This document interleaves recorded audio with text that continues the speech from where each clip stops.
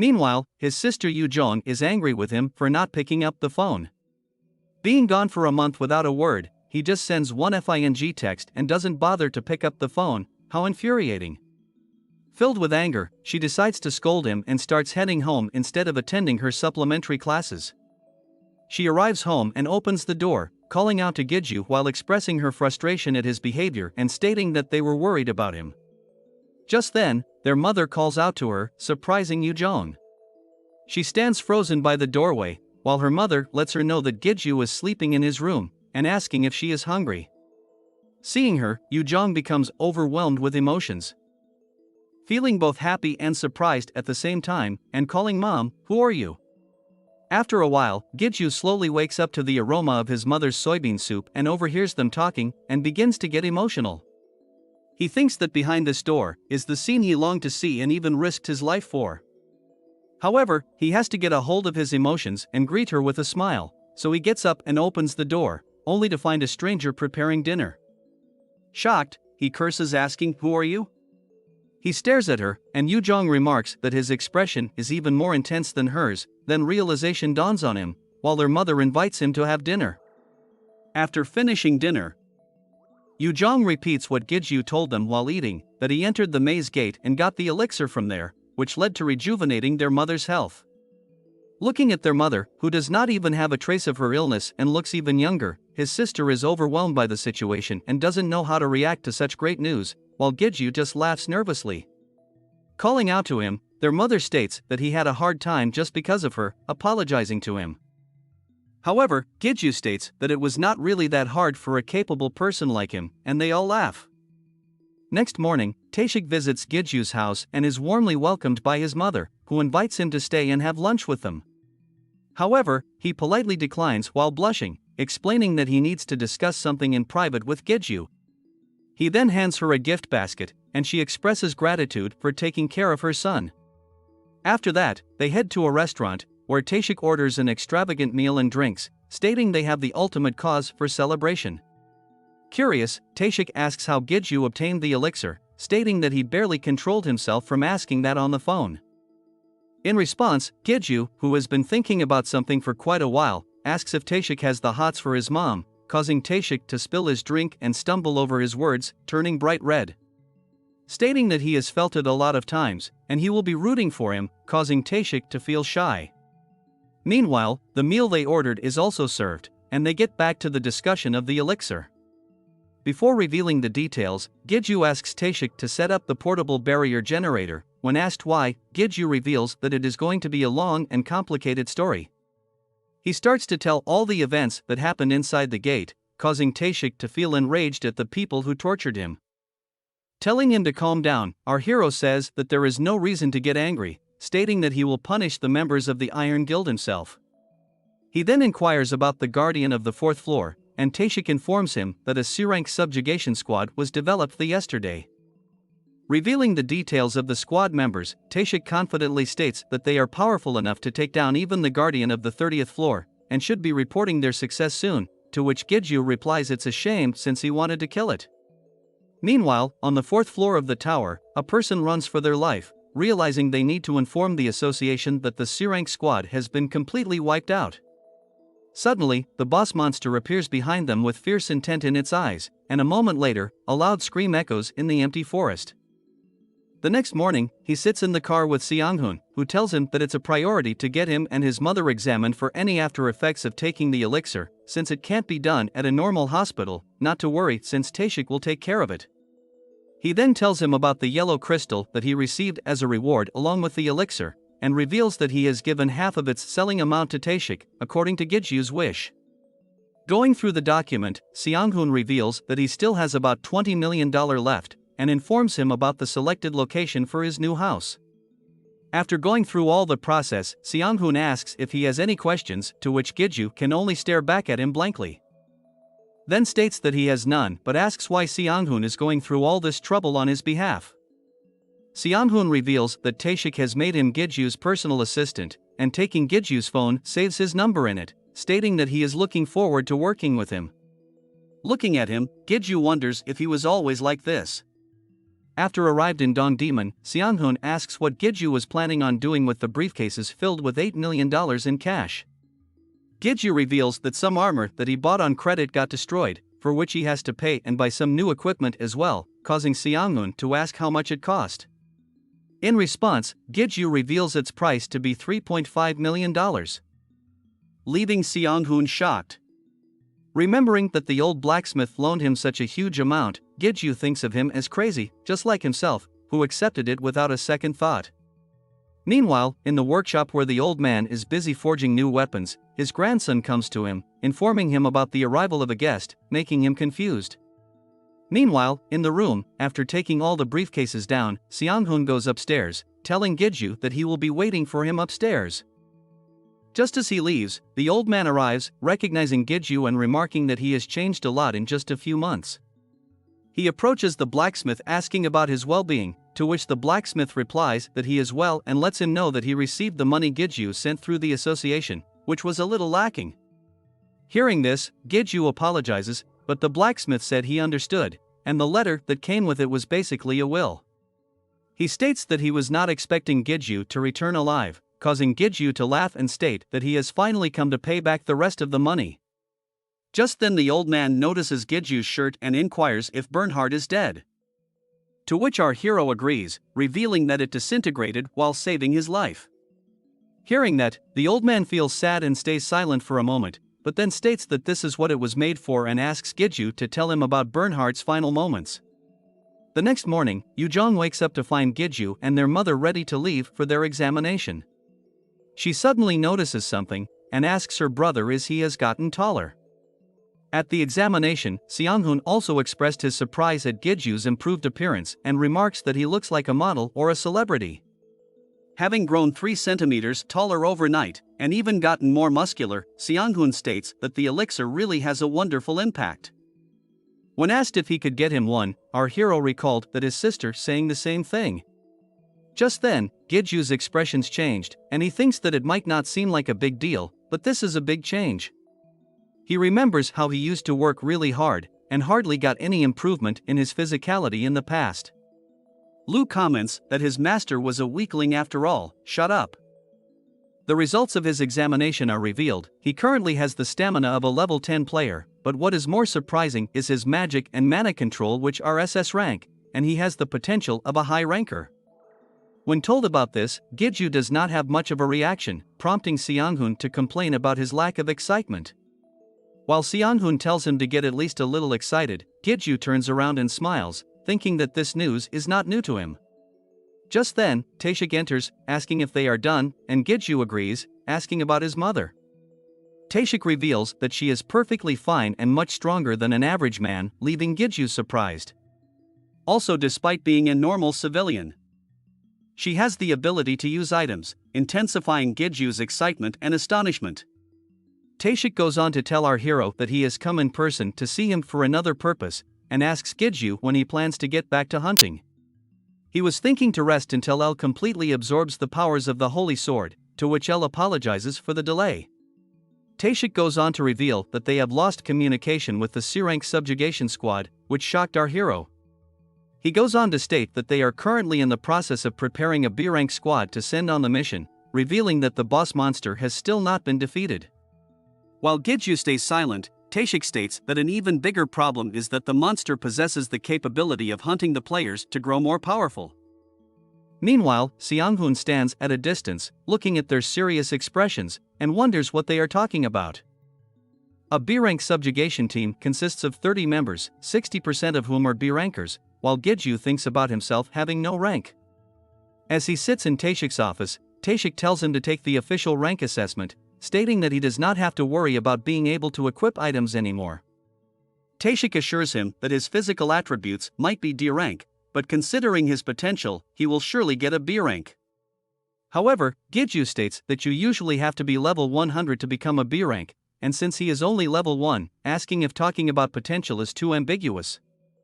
In response, Taeshik explains that mana capacity and utilization directly translate to practical combat, and in short levels are not as important, compared to the potential of incremental stat increases upon leveling up.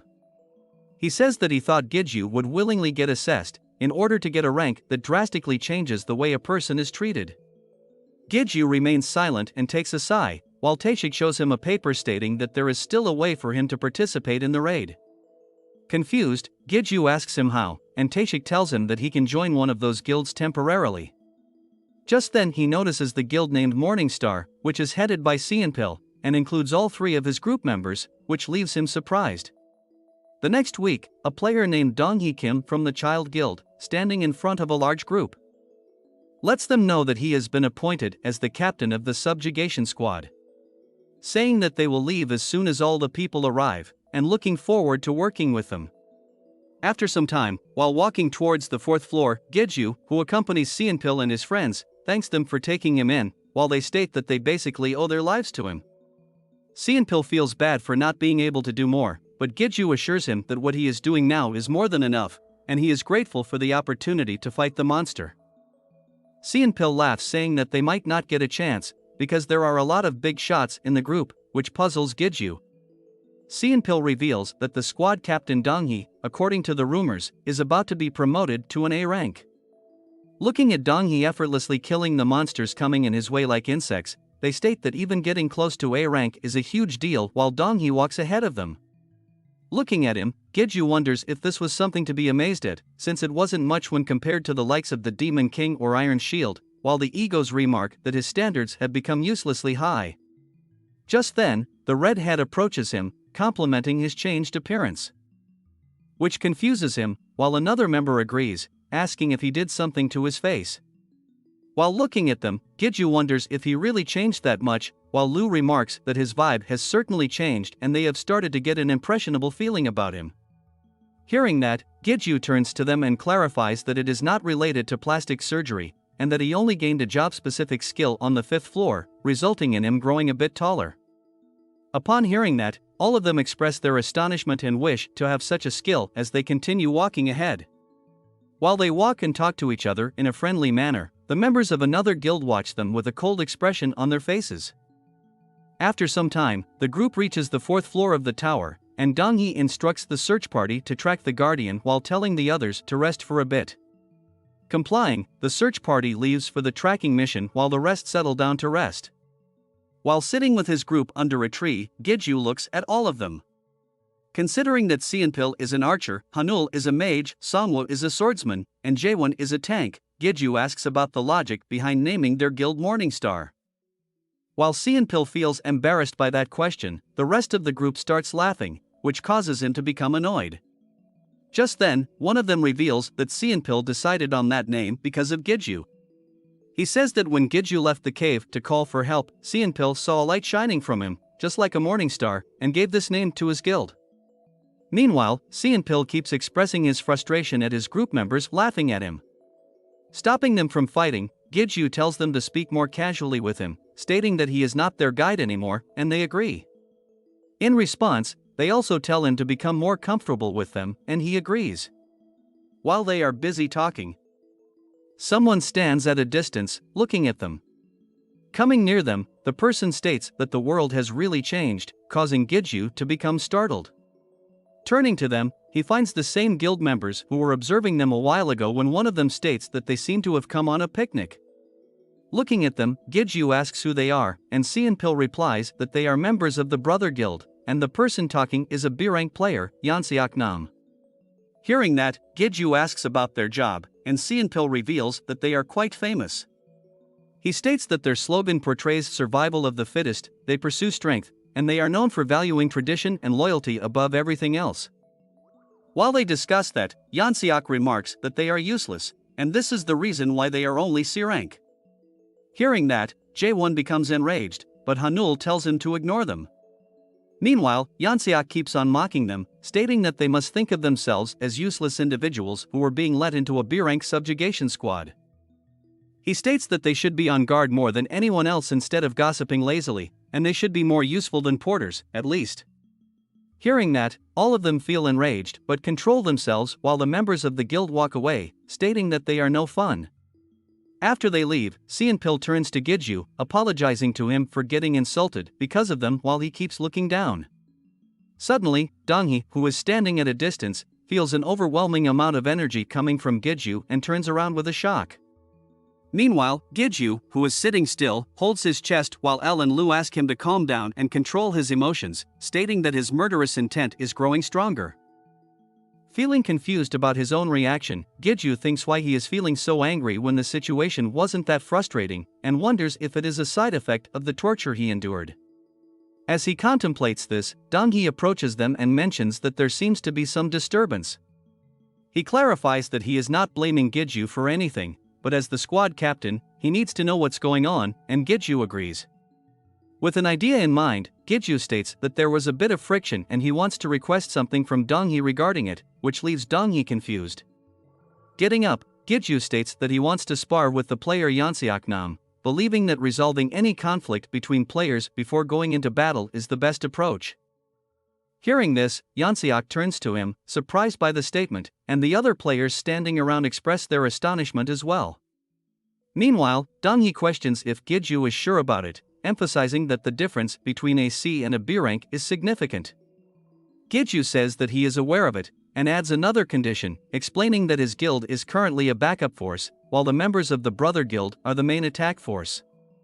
He believes that practical combat strength is more important than ranks, and proposes switching positions between the two guilds if he wins against Yanseok, which shocks Seonpil. Confused, the members of Giju's guild ask why he is suggesting such a thing. And he apologizes for not discussing it with them, asking them to trust him. Just then, Yanseok approaches him, stating that Giju cannot decide everything on his own and pointing out that they have nothing to gain from the fight. In response, Giju states that if Yanseok beats him, he will give him 500 million and says that it is a very good condition. Hearing that, the members of the Brother Guild become surprised and wonder if he is serious. One of them speculates that Giju might later deny his own words, but Yanseok argues that it's not possible when many people have heard him. Turning to Donghee, he states that this is a jackpot for them and there is no way they will lose it. Remembering the overwhelming energy he felt from Giju, Donghee thinks that if it was a coincidence, he should confirm it by this fight and allows them to spar. After a while, all the players circle around Giju and Yanseok while Donghee explains that the use of weapons is prohibited and the fight will end when one side forfeits. Looking at his swords held by Seonpil, Giju wonders if this much distance is fine, and Lu reassures him that the more he progresses, the greater the distance he can maintain with the links. Meanwhile, Yanseok, who appears very confident in his win, states that he will let Giju have the first blow, as ending the battle too quickly wouldn't be fun, and invites Giju to come at him. Observing the gaps in Yanseok's defense, Giju wonders if he is being baited, but he decides to trust his agility and close the gap to make the first move instead of simply gathering information. As he gets closer and prepares to launch a punch, Yanseok remains still and smiles, making Giju wonder if he possesses the skill of an immediate activation counterattack. However, considering that it is too late to pull back, Giju decides to draw back his body as quickly as possible and prepare to hit back when Yanseok launches a counterattack.